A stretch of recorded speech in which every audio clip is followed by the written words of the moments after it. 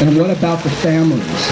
What about the children? As we see a rise in homelessness and housing insecurity, financial insecurity in this country, we're setting up for more families and more children to become homeless. Why? Because their parents who are saying no are being told, sorry, you don't get to say that. And unless you have money in savings or you've got someone to help you, guess what? You either do it or you may end up on the street. I'm sorry, that is absolutely and completely unacceptable. Last spring when there was a knock at the door, and it was, I think it was the fire department, and they were going through their high-rise, and they were pressuring residents to take the injections. And this particular resident took the injection not knowing the risks. And that story just breaks my heart, because you know, when people get that knock on the door, it's a stressful situation where they feel pressured. And so I would like to organize residents of public housing so that we can do some outreach and bring information to other residents. I cannot justify getting a vaccine when they say that you have to. There has to be research done on each and every person's own accord. Once again, my name is Rio. I stay at the Morrison. I'm at 612. 2 months ago, the fire department and the police came and cut me out of my apartment because I didn't want to open the door and get the vaccine. I went to jail right over here. They let me out. No charges filed. When I say they tried to kill me, they really tried to kill me more than once. I have several people on my team that live in Seattle housing for low income. And one by one, these housing units have been, they get a notice up, you're going to be vaccinated. They go in. Now, the people on my team have managed to not get vaccinated, but it's kind of a strong arm, highly suggestive thing. So they've been going into these housing authorities and vaccinating the population. This is how the city of Seattle has been jacking up the rates. We're one of the most heavily vaccinated cities in the nation. I was supposed to okay, if you need a job, you need to go jab. But I applied for the religious exception and it got approved actually. And I was telling the facts, why should I do this? And it got approved, but still eventually I came out. And then I'm planning to start a startup on my own. And I've been a senior program manager for pretty much 10-15 years. So it's the thing, if you stand for something, you can still make things work. A lot of my colleagues think oh, okay, it's the end of everything, right? The end of the world if you leave the job. And I was working there for 7 years, and everything was going smooth. Well, I went to church last night, and I had the pleasure and honor, and I think it was divine intervention of being able to speak with some Ukrainian people there. And they told me something that was very alarming. They said that the communism that they saw in Russia, the propaganda that they saw on the TV that they ignore, that people are just eating up right now, they just ignore it over there. But they see that right here, and one of the warnings that they gave me is they don't think we have much time. We are in a very critical part of the United States history. We need to spread the news. We need to make the stand now. In Olympia, and she says, remember that picture that you have of me? It's really ugly. If you could erase it, I'd appreciate it. Maybe you can come to my home and we can take a better picture. And then she said, maybe we can go see, this is all in text, maybe we can go see the movie Paranoia. And I was like, holy shit, she's speaking in weird tongues or something. So then she said, my phone is going to die, here's my home number. We called her. We sat in the car for an hour and a half. She's so freaked out because she had met with the rep, her rep, at that agency, FA, that said, she mentioned, I'm going to go to learn about the exemption because I want an exemption. And they said, you took an oath. Remember? You cannot go to any functions.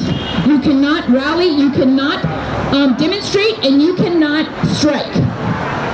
They are scaring the shit out of people. And therefore, she's backed away. This is unacceptable to me. All it's doing is lighting a fire under my belly.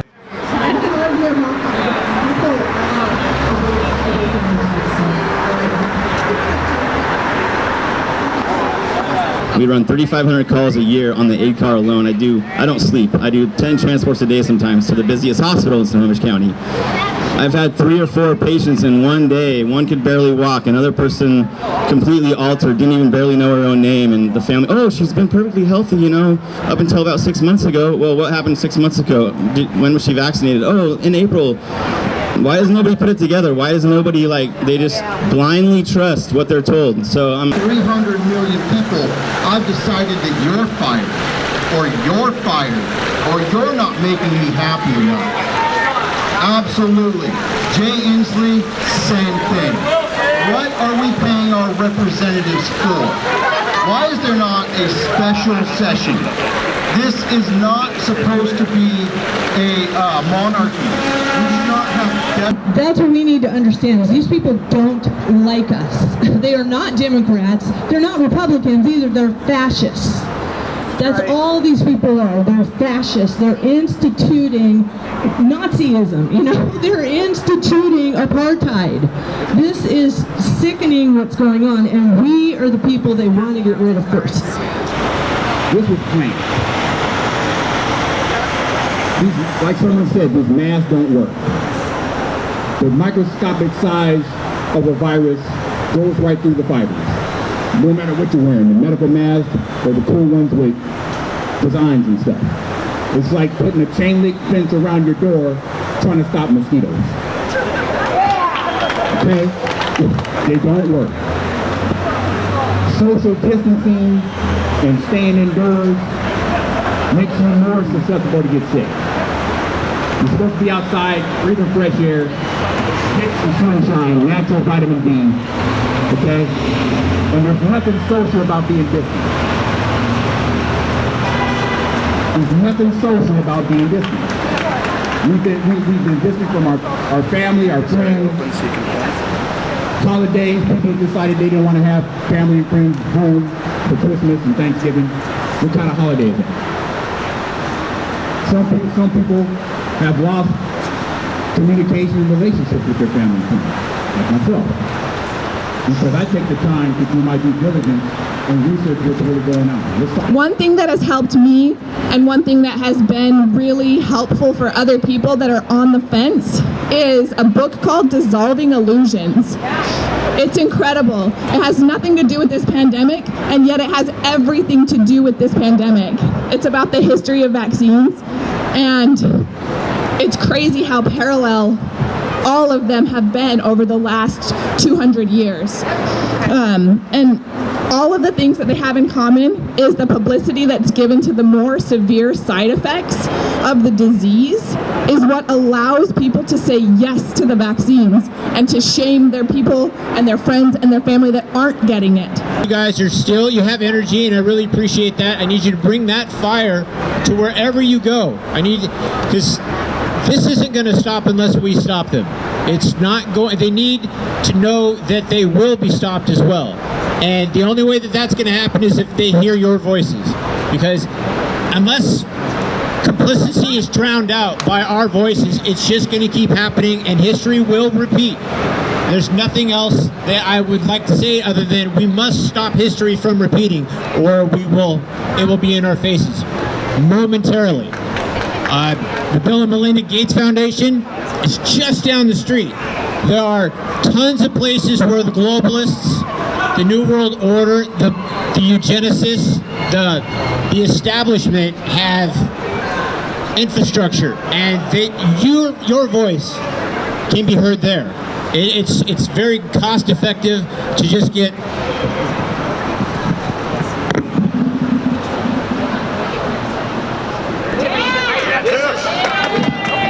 This is 112 decibels, and I'm not going to use it on you guys because I love you guys, but things like this is what we need in order for our liberties, our humanity to be heard. We have to reclaim it. We have to fight for our birthright.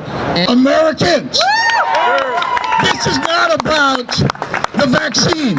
It's about their control over our lives. And I'm sick and tired of the people who live in Washington, D.C. and Olympia telling us what we can do with our own bodies.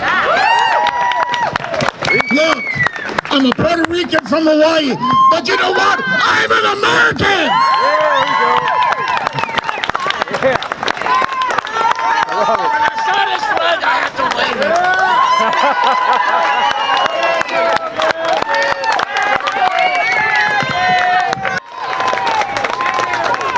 We gotta bring life back to the city. We're not gonna virtue signal.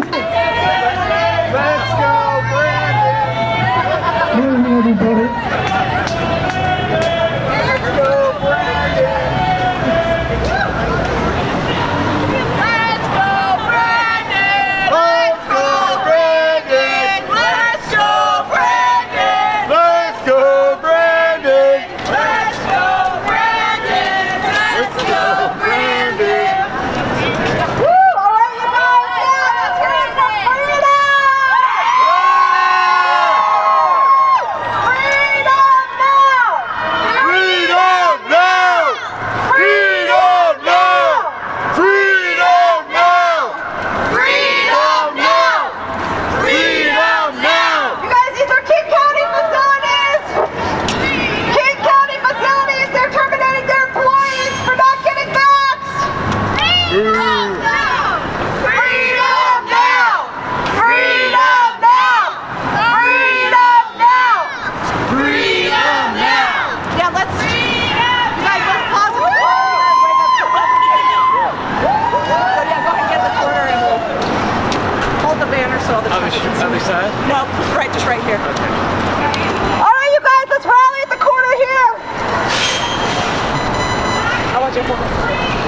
Let's wave to Harborview. Woo! Let's wave to traffic and wave to Harborview Medical Center up there.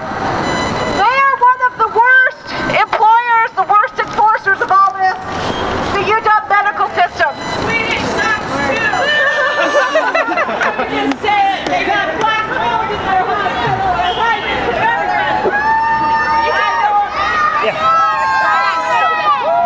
Ellie, come here. No more clot shots. No more clot shots. Right, yes. Thank you. No